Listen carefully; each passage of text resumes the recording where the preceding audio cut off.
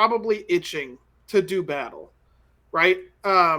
You're training and you're in this time of peace, and so there's like late in the episode, there's the conversation about the two knights and their like bloodlust at the whatever the party was at the very beginning of the show, like season 1, episode like 1 or 2, where they're watching the feast and the joust contest, and all the knights are coming, and like that's all they have. So I feel like it's a mixture of all these things that just make it so this war is happening kind of no matter what.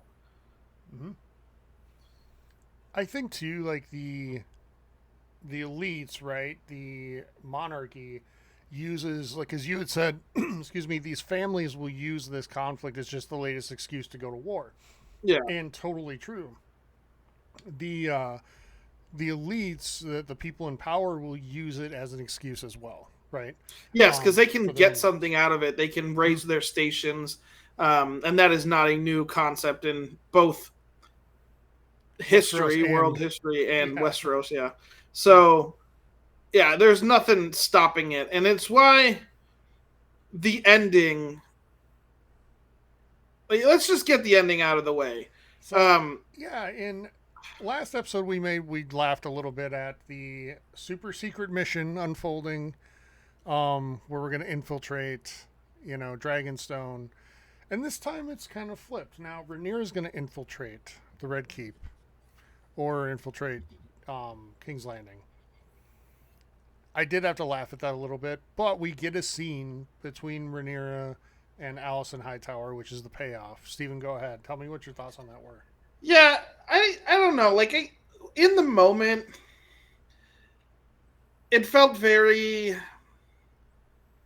like it was reminding me a little bit of how fast things moved in like the later seasons of Game of Thrones, where Daenerys was able to travel across the entirety of Westeros to go save Jon Snow from the White Walkers. Like this was, it just felt very contrived, and like of course she's able to sneak in, and perfect timing. We get to the what's it called? What is the name of the sept, the grand sept, without Yep. like right at the same time that Alicent is there. Oh, look at Perfect that. timing. And no one else is around, so we can have our chat. But I mean, it wasn't the best. I think it was designed to again continue expanding and developing the characters. Alicent has basically decided that I think now she realizes that, because obviously she mentions what her husband, late husband, says. Freaking names all The over the king, place right? here. The Yeah. king says, and she's like, "Oh, but that's just a like the Song of Ice and Fire," and it was talking about Aegon the Conqueror, and I think Allison like internally under knows she messed up, but I She has think this she was moment in facial expression where it's like, oh shit, yeah But I think in that moment we come back to this idea, Stephen, that it's too far gone. So she just yeah. doubles down, you know? What? Yeah, and I said in episode one's review that like I came around on Allison a little more than from season one, where it was like an honest mistake. But now she like knows, and she's still not walking back. So it's kind of actually done some disservice to the character. Now, none of this happens in the book, so this was completely dramatized for television. Do you Um, do you think that it's that she doesn't want to walk it back or she can't? Like it is a thing where it's like she's seen the the Warhawks now dominate the conversation, and there's no way to speak with reason because even Kristen Cole, whose ear she should have, yeah, is like one of the biggest like let's go fight people here.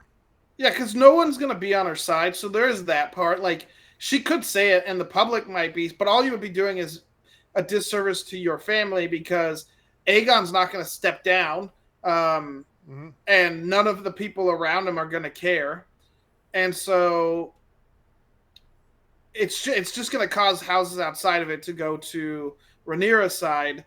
Um, So maybe there's that. I don't know. The scene wasn't the Yeah. best. It was And like the weakest part of the show. there's a chance that you get, Aegon even just completely pushing her out, right? Because that's what he's done. You had Otto Hightower in the last episode call him on his Yeah. errors as king, and he gets removed his hand to the king. Now, he did it in a very, like, aggressive and, shall we say, disrespectful way for what we're used to seeing, how we're used to seeing, like, kings be treated in this show. But I'm not sure that even being his mother would protect Alicent in that moment. Yeah, I don't think it would. So I think I at the think very she's as much about self-preservation at this point as she is yeah, navigating. I feel like she'd be locked like at house arrest at the very Mhm. least. Yeah. So I don't know, and I think that we'll see more happen. I think we're gonna get Steven like a season long arc where it's the Game of Thrones version of when Darth Vader is like looking at the Emperor, looking at Luke, looking at the Emperor when he's like hitting him with the lightning, and just going through his mind of like, what should I do here? Which one do I pick? And then he finally throws the Emperor over, and kills him for about 30 years. And but I think we'll see Alicent go through something like that this season, and if that happens, then I feel like this scene is worth it. Yeah, it definitely depends on how future episodes play out. What do you think of the whole like getting into the Red Keep for Rhaenyra? Like, what about that? Do you like it? Was it No, I contrived? thought it was just as dumb as last Stupid? episode where they like set the twin up to infiltrate because he looks just like his brother. Like, and we see a lot here where it's like the people that are in charge making decisions probably have no business being in charge. Yeah. Like from a skill set standpoint, probably none, but they are. So here we are. We see it in the middle of the episode too with what's the knight's name that goes and is accompanying Kristen Cole? Gwen Tower. Okay, so he's like decides like, hey, we made camp. We're just gonna go to an inn and get hammered, and have some fun. Cole runs him down, and then just out of the blue, they look up and realize, hey, we're out in the open. Yeah. Oh shit! And there just happens to be a dragon there, and so they're like running this little chase scene into the woods where they barely make it. But it's just like all these follies, Steven, that are just all this stuff is like, what are you people doing? Yeah, and I'm okay with that stuff because this is we have been at peace for a very long time, and we're going to war and we're excited about the prospect, but we don't know what that means, right? Like that's how they're all reacting. They don't know what this actually entails, and it's Gwaine was a cocky shit. And you like were happy about it because you hate Kristen Cole, but then he like when he makes it in the woods, he's like crying out of fear because he realized he was this close to being killed. It's well done, yeah, it worked.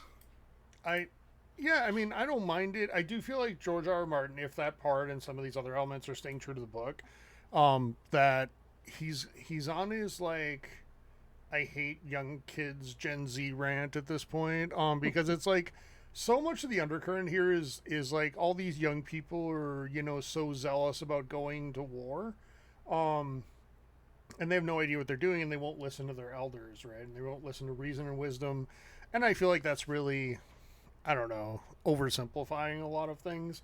I know plenty of really young people, Stephen, that are very smart, and wouldn't do things like this, but it's where we are here.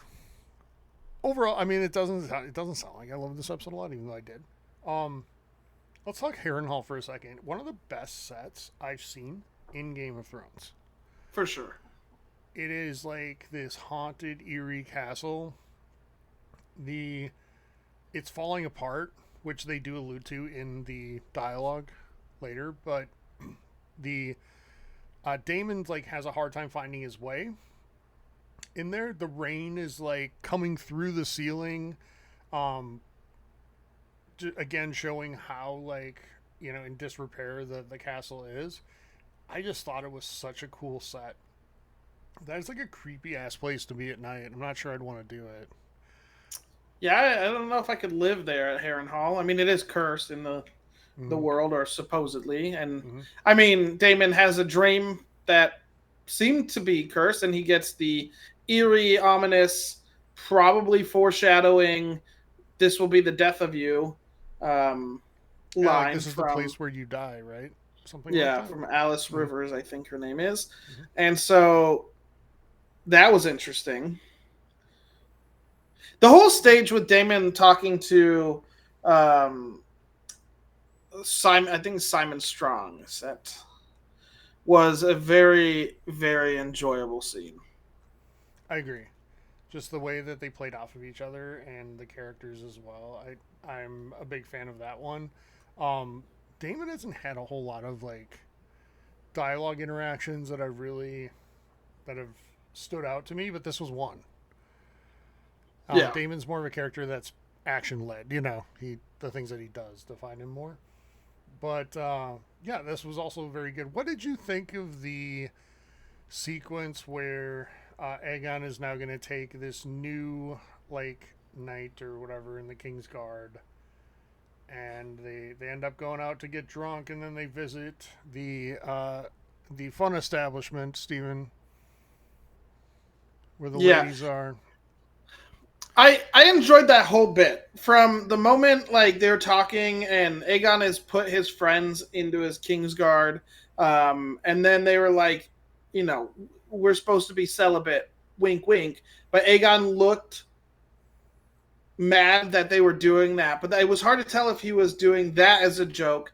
And then he gets completely played by Laris Strong, and Mm-hmm.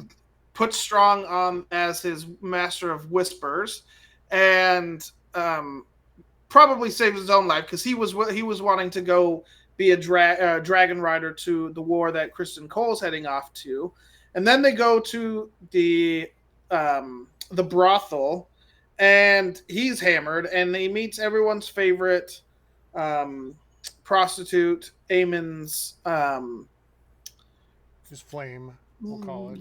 whatever you want to call her. Yeah. And he comes off like obviously Aegon gets under his skin and he kind of says something douchey to this person that he definitely cares about. Who, so I don't know. That whole scene was Do you pretty think that well was done. to protect her though? Probably.